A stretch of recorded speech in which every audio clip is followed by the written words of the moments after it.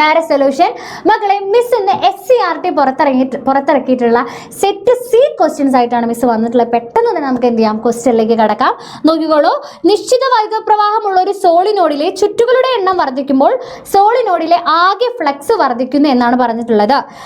അപ്പോൾ കുറച്ച് പ്രസ്താവന കൊടുത്തിട്ടുണ്ട്. അപ്പോൾ നമുക്കറിയാം ഫസ്റ്റത്തെ കേസ് ശരിയാണ്, ചുറ്റുകളുടെ എണ്ണം കൂടുന്ന സമയത്ത് എന്താണ്, ഫ്ലക്സ് വർദ്ധിക്കും. ഇനി രണ്ടാമത്തെ കേസിലോ, നിശ്ചിത വൈദ്യുത പ്രവാഹമുള്ള ഒരു സോളിനോഡിലെ ചുറ്റുകളുടെ എണ്ണം വർദ്ധിക്കുമ്പോൾ ഒരു വലയം മുഖേനയുള്ള ഫ്ലക്സ് വർദ്ധിക്കുന്നില്ല. ശരിയല്ലേ, ഒരു വലയം മുഖേനയുള്ള ഫ്ലക്സ് വർദ്ധിക്കുന്നില്ല. സോ രണ്ട് പ്രസ്താവന എന്താണ്, രണ്ട് പ്രസ്താവനയും ശരിയാണ് കേട്ടോ, തെറ്റല്ല, രണ്ട് പ്രസ്താവനയും ശരിയാണെന്ന് നമുക്ക് പറയാം. ഓക്കെ അല്ലേടാ. എന്താ അടുത്ത ക്വസ്റ്റിലേക്ക് കടക്കാം. PQ കോളങ്ങളിലുള്ളവയെ അനുയോജ്യമായി ചേർത്തെഴുതിയാൽ ചുവടെ തന്നിരിക്കുന്ന ശരിയായ ബന്ധം ഏത് എന്നാണ് ചോദിച്ചിട്ടുള്ളത്. ഡിസ്പേർഷൻ തന്നിട്ടുണ്ട്. ഡിസ്പേർഷൻ, അതുപോലെ തന്നെ സ്കാറ്ററിങ്, ടിൻഡൽ എഫക്റ്റ്. പ്രകീർണനം, മഴവില്ല്, വിസരണം, ടിൻഡൽ പ്രഭാവം. പ്രകാശപാത വ്യക്തമാകുന്നത് നമുക്ക് ടിൻഡൽ പ്രഭാവമാണ് അല്ലേ. പിന്നെ ആകാശ നീലിമ അഥവാ വിസരണം എന്താണ്, ഇതാ ഇവിടെയാണ് വരിക. ദെൻ പ്രകീർണനം എന്ന് പറഞ്ഞാൽ എന്താണ്, മഴവില്ലാണ്. അപ്പം ഇങ്ങനെയാണ് വരിക, A1 വരിക. അപ്പം ഓപ്ഷൻ വരുന്നത് മക്കളെ, ഓപ്ഷൻ കറക്റ്റ് വരിക 2 ആണ് കേട്ടോ, B ആണ് വരിക, BB. ഓക്കെ, A2 ആണ് വരിക.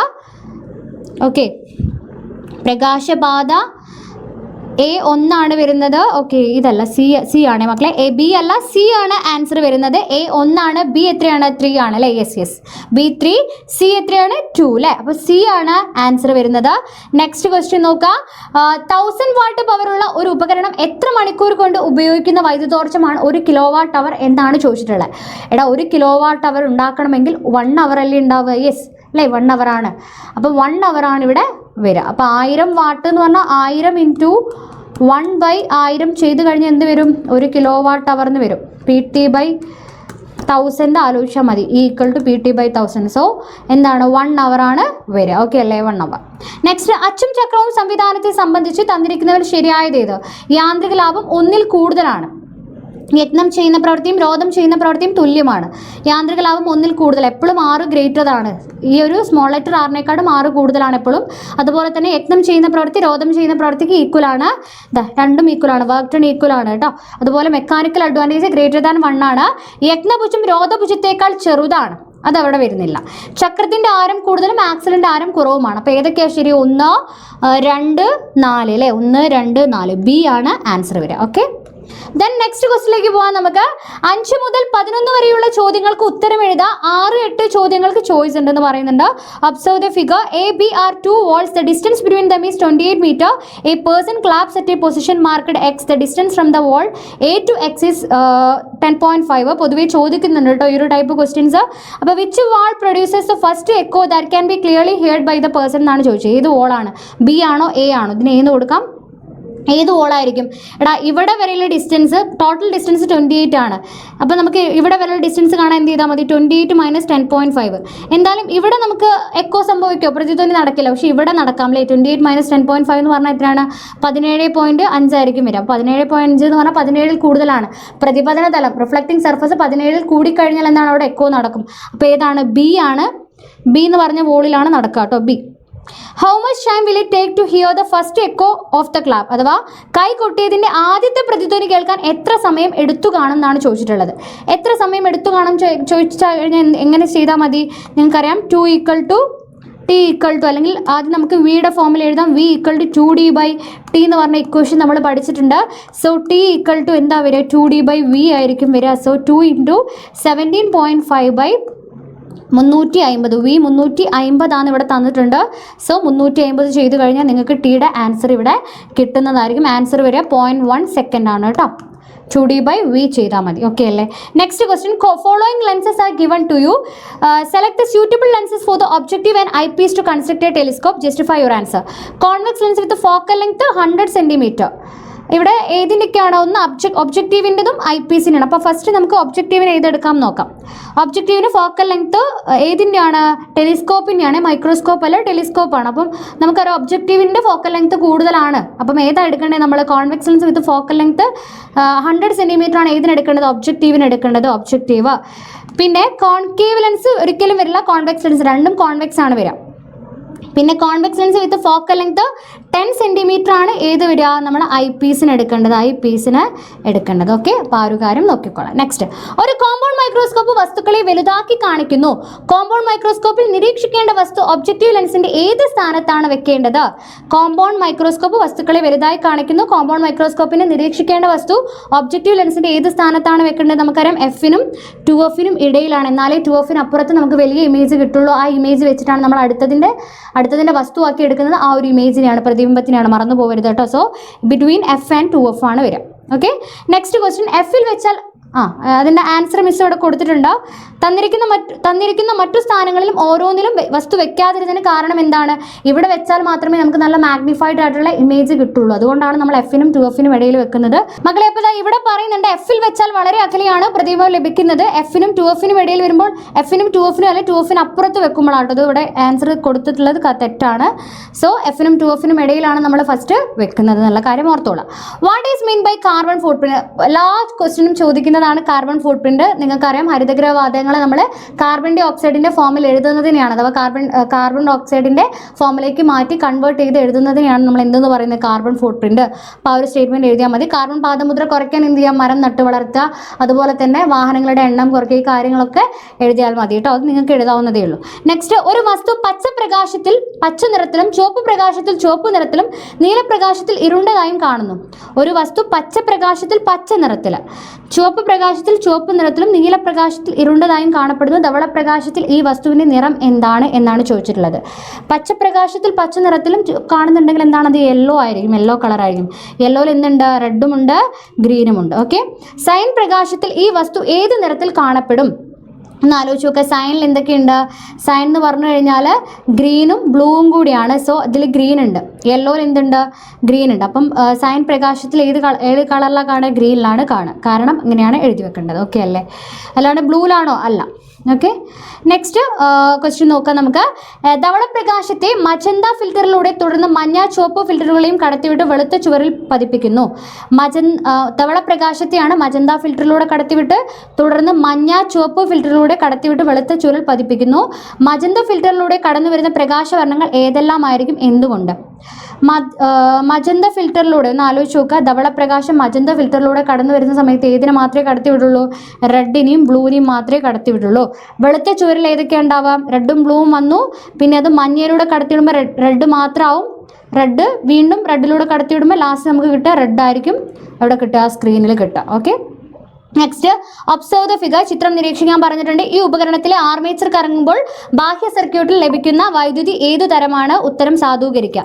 ഇതെന്താണ് ഇവിടെ കൊടുത്തിട്ടുള്ളത്? സ്ലിപ്പാണോ സ്പ്ലിറ്റ് ആണോ? സ്പ്ലിറ്ററിംഗ് ആണ് അല്ലേ? അപ്പോൾ ബാഹ്യ സർക്യൂട്ടിൽ ഏതാണ് ഉണ്ടാവുക? DC ആണ് ഉണ്ടാവുക.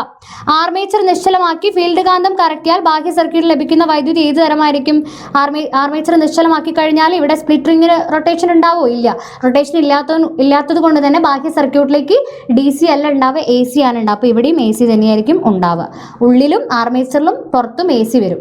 നമ്മൾ ആർമേച്ചറിന് പകരം കാന്തമാണ്, അഥവാ ഫീൽഡ് കാന്തമാണ് കറക്കുന്നതെങ്കിൽ. ഓക്കെ. നെക്സ്റ്റ് ക്വസ്റ്റ്യൻ, 240 വോൾട്ടിൽ പ്രവർത്തിക്കുന്ന പവർ നഷ്ടമില്ലാത്തൊരു ട്രാൻസ്ഫോമറിന്റെ പ്രൈമറിയിൽ 3000 ചുറ്റുകളും സെക്കൻഡറിൽ 750 ചുറ്റുകളും ഉണ്ട്. സെക്കൻഡറിൽ ലഭിക്കുന്ന വോൾട്ടേജ് എത്ര എന്നാണ് ചോദിച്ചിട്ടുള്ളത്. സിമ്പിളായിട്ട് കാണാം. VS/VP = NS/NP വെച്ച് ചെയ്താൽ മതി.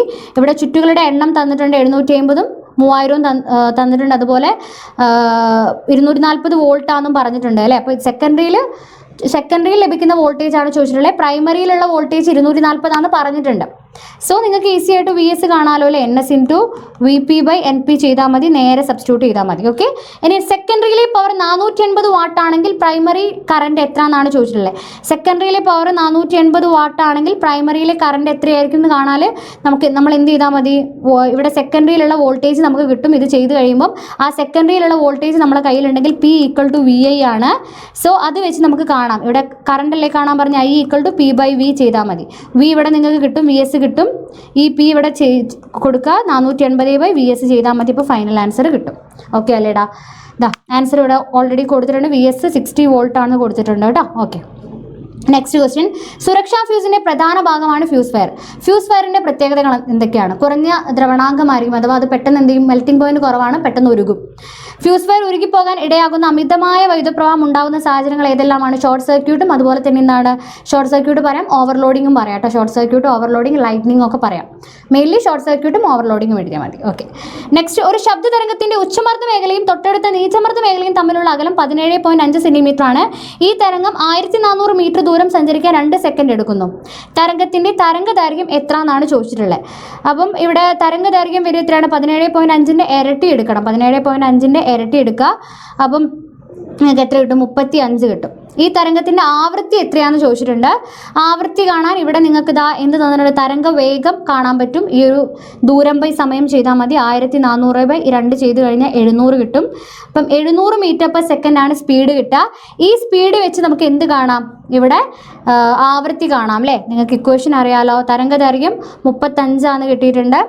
ഈസി ആയിട്ട് കാണാമല്ലോ. എങ്ങനെയാണ് കാണുക? ആവൃത്തി F = V = F ലാംഡയാണ്. സോ F = V/λ ആണ്. V എത്രയാണ്? 700 ആണ്. 700/35 ചെയ്താൽ മതി. സിമ്പിൾ അല്ലേ?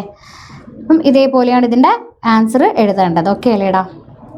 ദെൻ നെക്സ്റ്റ് ക്വസ്റ്റിലേക്ക് പോവാം. ഇവിടെ സെൻറ്റിമീറ്ററിലാണ് തന്നത്, ഇതിനെ മീറ്ററിലേക്ക് കൺവേർട്ട് ചെയ്യണം കേട്ടോ. 0.35 വരും. അപ്പോൾ 700/0.35 ചെയ്യണം. ഓക്കെ. നെക്സ്റ്റ് ക്വസ്റ്റിലേക്ക് കിടക്കാം. പോയിന്റ് പോക്കാൻ മുകളിലും താഴെയും എന്ത് ചെയ്താൽ മതി? 100 കൊണ്ട് മൾട്ടിപ്ലൈ ചെയ്താൽ മതി കേട്ടോ. എന്നാൽ 35 കിട്ടും. ഓക്കെ. നെക്സ്റ്റ് ക്വസ്റ്റ്യൻ, ഒരു ലെൻസിന് മുന്നിൽ വെച്ച വസ്തുവിന്റെ പ്രതിബിംബം കാണപ്പെട്ട് നിവർന്നതാണ്. ഇതിന്റെ ആവർത്തനം 1/2 ആണ്. വസ്തുവിന്റെ ഉയരം പ്രതിബിംബത്തിന്റെ ഉയരത്തിന്റെ എത്ര മടങ്ങാണ്? 1/2 എന്നാണ് പറഞ്ഞത്. എന്ന് വെച്ചാൽ HI/HO ആണ് എന്ത്? 1/2. അപ്പം വസ്തുവിന്റെ ഉയരം പ്രതിബിംബത്തിന്റെ ഉയരത്തിന്റെ എത്ര മടങ്ങാണ്? വസ്തുവിന്റെ ഉയരം പ്രതിബിംബത്തിന്റെ ഉയരത്തിന്റെ 2 മടങ്ങാണ്, ഇരട്ടിയാണ് എന്ന് പറയാം അല്ലേ? ഈ സന്ദർഭത്തിൽ പ്രതിബിംബ രൂപീകരണം ചിത്രീകരിക്കാൻ പറഞ്ഞിട്ടുണ്ട്. ഒരു ലെൻസിന് മുന്നിൽ വെച്ചിട്ടുള്ളതാണ്. അപ്പം എങ്ങനെ ചിത്രീകരിക്കണം? വസ്തു പ്രതിബിംബം കാണപ്പെട്ടിട്ടുണ്ട്. സോ നമുക്ക് എന്ത് ചെയ്യാം? 1/2 ആണ് മാഗ്നിഫിക്കേഷൻ കിട്ടിയത്. ആവർത്തനം 1/2 ആണ്. HI/HO 1/2 ആണെങ്കിൽ ഉറപ്പാണ് അതെന്താണ്? ആവർത്തനം പോസിറ്റീവ് ആണ് അല്ലേ? ആവർത്തനം പോസിറ്റീവ് ആണെങ്കിൽ അതെന്താണ്? കോൺകേവ് ലെൻസ് ആണ്. കോൺകേവ് ലെൻസിൽ എവിടെയാണ് ഇമേജ് കിട്ടുക? നിങ്ങൾക്കറിയാം, എഫിനും ഓക്കും ഇടയിലാണ്. എവിടെ വെച്ചാലും എഫിനും ഓക്കും ഇടയിൽ തന്നെയായിരിക്കും കിട്ടുക. സോ അതാ ഇങ്ങനെ കൊടുക്കുക. ഏകദേശം മിസ് റഫായിട്ട് കാണിച്ചിരുന്നുണ്ട്. അതാ ഇവിടെ ആയിട്ടായിരിക്കും പ്രതിബിംബം കിട്ടുക. ഇത് O ആണ്, ഇത് F ആണ്. എഫിനും ഓക്കും ഇടയിലായിരിക്കും പ്രതിബിംബം കിട്ടുക. ഇങ്ങനെയായിരിക്കും ഇമേജ് ഉണ്ടാവുക കേട്ടോ. ഓക്കെ. നെക്സ്റ്റ്, ആരോഗ്യമുള്ള മനുഷ്യ നേത്രത്തെ സംബന്ധിച്ച് നിയർ പോയിന്റിലേക്കുള്ള അകലം എത്രയാണെന്ന് ചോദിച്ചിട്ടുണ്ട്. അതുപോലെ തന്നെ ആരോഗ്യമുള്ള മനുഷ്യ നേത്രത്തെ അപേക്ഷിച്ച് 25 ആണ്. വെള്ളെഴുത്ത് ഉള്ള വ്യക്തിക്ക് നിയർ പോയിന്റിലേക്കുള്ള ഈ അകലത്തിന് സംഭവിക്കുന്ന മാറ്റം എന്ത്? 25 ആയിരിക്കും. 25 കൂടുതലായിരിക്കും. ഇനി ഇവർക്ക് പവർ ഓഫ് അക്കോമഡേഷൻ കുറവായിരിക്കും കേട്ടോ, കുറവായിരിക്കും. നെക്സ്റ്റ്, ചിത്രം നിരീക്ഷിക്കാൻ പറയുന്നുണ്ട്. കണ്ണിൻ്റെ ഈ ന്യൂനതയുള്ളവരുടെ ഫാർ പോയിന്റ് എവിടെയായിരിക്കും എന്ന് ചോദിച്ചിട്ടുണ്ട്. നിങ്ങൾക്കറിയാം, ഇങ്ങനെയുള്ള ആൾക്കാർക്ക് എന്താണ് ശരിക്കും ഇവിടെ റെറ്റിനയിൽ പതിയേണ്ടതാണ്. പക്ഷെ അത് ഉള്ളിൽ പതിഞ്ഞു അല്ലേ? ഉള്ളിൽ പതിഞ്ഞു. എന്താണിത്? നിങ്ങൾക്കറിയാം, ഇത് ഹ്രസ്വദൃഷ്ടിയാണ്. അടുത്തുള്ളത് കാണാൻ പറ്റും, അകലെയുള്ളത് എന്ത് ചെയ്യാൻ പറ്റില്ല? കാണാൻ പറ്റില്ല. കണ്ണിൻ്റെ ഈ ന്യൂനതയുള്ള ഫാർ പോയിന്റ് ഒരു നിശ്ചിത അകലത്തിലായിരിക്കും. ഈ ന്യൂനതയ്ക്കുള്ള 2 കാരണങ്ങൾ എഴുതാൻ പറഞ്ഞിട്ടുണ്ട്. എന്താണ് ഇവിടെ എഴുതേണ്ടത്? ഫോക്കൽ ലെങ്ത് കുറവാണ് എന്നുള്ളതാണ്. നേത്രഗോളത്തിൻ്റെ വലുപ്പം, ഫോക്കൽ ലെങ്ത് കുറവും നേത്രഗോളത്തിൻ്റെ വലുപ്പവും പവറും കൂടുതലും ആയതുകൊണ്ടാണ് ഇങ്ങനെ സംഭവിക്കുന്നത്. ഓക്കെ. അപ്പോൾ ഇവിടെ കോൺകേവ് ലെൻസാണ് ഇവിടെ പരിഹാരമായിട്ട് ഉപയോഗിക്കുന്നത്, concave lens. Okay. Next, observe the figure showing a conductor connected to battery and placed between the magnetic poles N and S. NS എന്നീ കാന്തിക ധ്രുവങ്ങൾക്കിടയിൽ സ്ഥിതി ചെയ്യുന്ന ഒരു ചാലകത്തെ ഒരു ബാറ്ററിയുടെ പോസിറ്റീവ് നെഗറ്റീവ് ടെർമിനലുകളുമായി ഘടിപ്പിച്ചിരിക്കുന്നതാണ് ചിത്രത്തിൽ കാണിച്ചിരിക്കുന്നത്. സോ ചാലകത്തിൻ്റെ ചലനദിശ എങ്ങോട്ടേക്കായിരിക്കും? ഇത് കണ്ടെത്താൻ സഹായിച്ച നിയമം എഴുതാണ്. ഇതേപോലെ തന്നെ നേരത്തെ ഫ്ലെമിങ്ങിൻ്റെ ലെഫ്റ്റ് ഹാൻഡ് റൂൾ നമ്മൾ പലപ്പോഴായിട്ട് പറഞ്ഞിട്ടുണ്ട്. അത് വെച്ച് തന്നെയാണ് നിങ്ങളിത് കാണേണ്ടത്. പോസിറ്റീവ് ടു നെഗറ്റീവാണ് കറണ്ട് പോകുന്നത്. സോ ഇവിടെയാണ് നിങ്ങൾ നോക്കേണ്ടത്. ഇവിടെ ഇങ്ങനെയായിരിക്കും കറണ്ടിൻ്റെ ഡയറക്ഷൻ വരിക, പോസിറ്റീവ് നെഗറ്റീവ്. അപ്പോൾ ഇങ്ങോട്ടേക്കായിരിക്കും കറണ്ട് വരിക. മാഗ്നറ്റിക് ഫീൽഡ് ഇങ്ങോട്ടേക്കായിരിക്കും. അപ്പോൾ എങ്ങോട്ടേക്കായിരിക്കും ഡയറക്ഷൻ ഉണ്ടാവുക കൈവച്ച് നോക്കുക. നോർത്ത് ടു സൗത്ത് ആണ് വരുന്നത്. സോ ഈ ഒരു താഴേക്കുള്ള രീതിയിലായിരിക്കും നിങ്ങൾക്ക് ഈ ഒരു AB ഭാഗം നിങ്ങൾക്ക് ഇങ്ങനെ വെച്ച് നോക്കുക കേട്ടോ. അങ്ങനെ വെച്ച് നോക്കിയാൽ നിങ്ങൾക്ക് കറക്റ്റ് കിട്ടും. കറണ്ടിൻ്റെ ഡയറക്ഷൻ ഇങ്ങോട്ടേക്കാണ്. ഈ ഒരു ഡയറക്ഷനാണ് കറണ്ട് വരുന്നത്. അപ്പോൾ അത് കറക്റ്റ് കൈ വെച്ച് നോക്കിക്കഴിഞ്ഞാൽ നിങ്ങൾക്ക് എന്ത് കിട്ടും? ആ ഒരു ഡയറക്ഷൻ കിട്ടുന്നതായിരിക്കും. What is the direction of force of the conductor? Explain why the conductor is moving in this direction. എന്തുകൊണ്ടാണ്? ഫ്ലെമിങ്ങിൻ്റെ ലെഫ്റ്റ് ഹാൻഡ് റൂളാണ് അവിടെ എഴുതേണ്ടത് കേട്ടോ. ഓക്കെ, അടുത്തത് വലയ രൂപത്തിലുള്ള ഒരു ചാലക കമ്പിയാണ് എ ബി. ഇതിന്റെ രണ്ട് അഗ്രങ്ങളെ ബാറ്ററിയുമായി ബന്ധിപ്പിച്ചിരിക്കുന്നു. സ്വിച്ച് ഓൺ ചെയ്യുമ്പോൾ എ എന്ന ഭാഗത്തും ബി എന്ന ഭാഗത്തും ചാലകത്തിന് ചുറ്റും രൂപപ്പെടുന്ന കാന്തിക മണ്ഡലത്തിന്റെ ദിശ ഏതാണ്? കാന്തിക മണ്ഡലത്തിന്റെ ദിശ എന്ന് പറഞ്ഞാൽ സൗത്ത് ആയിരിക്കും വരിക. കാരണം എന്താണ്, ഇവിടെ ക്ലോക്ക് വൈസ് ആയിട്ടല്ലേ, പോസിറ്റീവ് ടു നെഗറ്റീവ് ആണ്. ക്ലോക്ക് വൈസ് ആകുമ്പോൾ അവിടെ സൗത്ത് ആണ് വരിക. ചുറ്റിനുള്ളിലേക്കായിരിക്കും കാന്തിക മണ്ഡലം വരിക. കാന്തിക മണ്ഡലത്തിന്റെ ദിശ എന്ന് പറഞ്ഞാൽ ചുറ്റിനുള്ളിലേക്കായിരിക്കും, പോള് വരെ സൗത്ത് ആയിരിക്കും.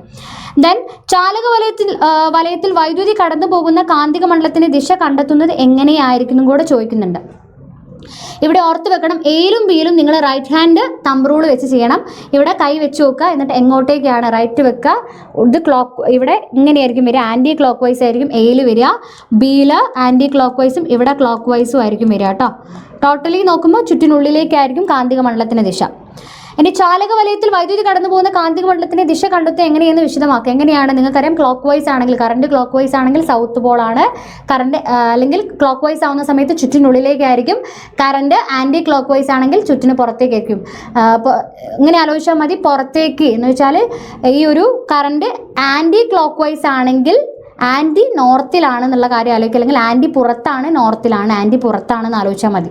ആൻറ്റി പുറത്താണ്. Okay, next question. 800 what 240 volt എന്ന് രേഖപ്പെടുത്തിയ ഒരു വൈദ്യുതാപന ഉപകരണം 10 മിനിറ്റ് പ്രവർത്തിക്കുന്നു. ഉണ്ടാകുന്ന താപത്തിന്റെ അളവ് കണക്കാക്കാൻ പറഞ്ഞിട്ടുണ്ട്. എന്ത് ചെയ്താൽ മതി? ഇത് ഇക്വേഷൻ വെച്ച് ചെയ്യാം. നിങ്ങൾക്ക് H=PT വെച്ച് ചെയ്താൽ മതി. സോ നേരെ ഇക്വേഷൻ കാണാം. ദെൻ വോൾട്ടേജ് 120 വി ആയാൽ ഉപകരണത്തിന്റെ പവർ എത്രയായിരിക്കും? എന്ത് ചെയ്താൽ മതി? ഇവിടെ 6 കാണാം. നിങ്ങൾക്ക് ഇക്വേഷൻ അറിയാം, P=V²/R ആണ്. സോ R എന്ത് വരും? V²/P കിട്ടും. ഈ 6 വെച്ച് എന്ത് ചെയ്യുക? 120 വോൾട്ട് ആകുമ്പോഴത് വീണ്ടും കാണാം. എങ്ങനെയാണ്? ഇതേപോലെ തന്നെ ഈ സെയിം ഇക്വേഷൻ യൂസ് ചെയ്യുക. P=V²/R. ഈ 6 വെച്ച് 6 ഇവിടെ സബ്സ്റ്റിറ്റ്യൂട്ട് ചെയ്യുക, 120ന്റെ സ്ക്വയർ എടുക്കുക, ആറിൻ്റെ വാല്യൂ ഇവിടെ കൊടുക്കുക, ഇതേപോലെ തന്നെ കാണാം. ഓക്കെ, ഈ ഇക്വേഷൻ ഈ ഒരു പ്രോബ്ലം വളരെ ഇമ്പോർട്ടൻ്റ് ആണ്, നിങ്ങൾ ചെയ്യേണ്ടതാണ്. ഓക്കെ, മിസ് ഇവിടെ കൊടുത്തിട്ടുണ്ട് ആൻസർ. H=PT ആണ്. അതുപോലെ തന്നെ V²/R = 72. R കിട്ടി, 72 ഓം ആണ്. ആ 6 വെച്ച് നമ്മൾ ഇവിടെ പവർ കണ്ടു, 200 വാട്ട് കിട്ടും. ഓക്കെ, നെക്സ്റ്റ് ക്വസ്റ്റ്യൻ നോക്കുക. ഒരു താപന ഉപകരണത്തിൽ 1000 വാട്ട് 230 വോൾട്ട് എന്ന് രേഖപ്പെടുത്തിയിരുന്നു. ഇവ ഓരോന്നും അർത്ഥമാക്കുന്നത് എന്താണ്? 1000 വാട്ട് 230 വോൾട്ട് എന്ന് സൂചിപ്പിക്കുന്നത് എന്താണ്? 230 വോൾട്ട് കൊടുത്തു കഴിഞ്ഞത് എന്ത് ചെയ്യും? 1000 വാട്ടിൽ പ്രവർത്തിക്കുന്നതാണ് ഉദ്ദേശിക്കുന്നത്. ഈ ഉപകരണത്തിന്റെ പ്രതിരോധം എത്രയായിരിക്കും? പ്രതിരോധം കാണാൻ എന്ത് ചെയ്താൽ മതി? R=V²/P ചെയ്താൽ മതി. ഓക്കെ അല്ലേ? ഇനി ഈ ഉപകരണത്തിന്റെ ലേബലിംഗ് 250 വാട്ട് എക്സ് എന്നാക്കിയാൽ എക്സിൻ്റെ വില കണ്ടുപിടിക്കാൻ സിമ്പിളാണ്. എന്ത് ചെയ്താൽ മതി? ഈ 6, ഇവിടെ ഒരു 6 കിട്ടും. ഈ 6 വെച്ച് എന്ത് ചെയ്യുക? ഇവിടെ പവറും ഉണ്ട്, V കണ്ടാൽ മതി. മനസ്സിലായോ? എന്ന് വെച്ച് കഴിഞ്ഞാൽ P= ഇതേപോലെ ചെയ്താൽ മതി. നമുക്കിവിടെ V ആണ് കാണേണ്ടത്. V= എന്താ വരിക? V² PR വരും. അഥവാ V=√PR ചെയ്ത് കഴിഞ്ഞാൽ പിയും ആറും വെച്ച് ചെയ്താൽ നിങ്ങൾക്ക് ഇവിടുത്തെ വാല്യൂ കിട്ടും. P 250 എടുക്കുക, R നിങ്ങൾക്ക് അത് വെച്ച് ചെയ്ത് കിട്ടുന്ന R എടുക്കുക. സിമ്പിളാണ് കേട്ടോ, ഇതും നിങ്ങൾക്ക് കിട്ടുന്നതാണ്. മിസ് ആൻസർ ഇവിടെ കൊടുത്തിട്ടുണ്ട്. ഇതേപോലെയാണ് ചെയ്യേണ്ടത്.